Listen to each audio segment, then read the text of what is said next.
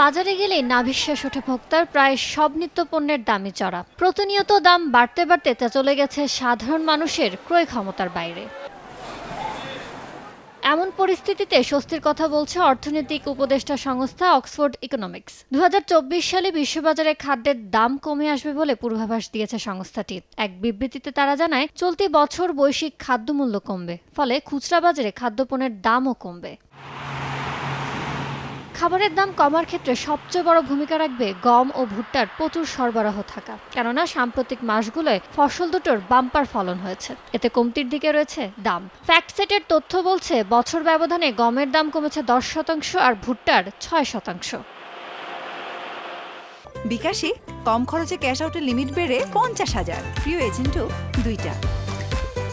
২০২২ সালে রাশিয়া ইউক্রেনে অভিযান শুরুর পর থেকে গম ও ভুট্টার উৎপাদন বাড়িয়েছেন কৃষকরা। এতে চলতি মৌসুমে বিশ্ববাজারে ভুট্টার রেকর্ড উৎপাদন হবে বলে মনে করে অক্সফোর্ড। পাশাপাশি বাড়ছে গমের উৎপাদনও, তবে তা ২০২২-২৩ মৌসুমের রেকর্ড উৎপাদনের তুলনায় কম হবে বলে জানিয়েছে অক্সফোর্ড ইকোনমিক্স। এছাড়া রাশিয়া ইউক্রেন যুদ্ধের জেরে খাদ্যশস্যের সরবরাহ ব্যবস্থায় যে চাপ সৃষ্টি হয়েছিল তা অনেকটাই কমে আসবে বলেও জানিয়েছে সংস্থাটি। বিশ্ববাজারে রাশিয়ার রফতানি করা গমের কারণে স্থিতিশীল রয়েছে দাম।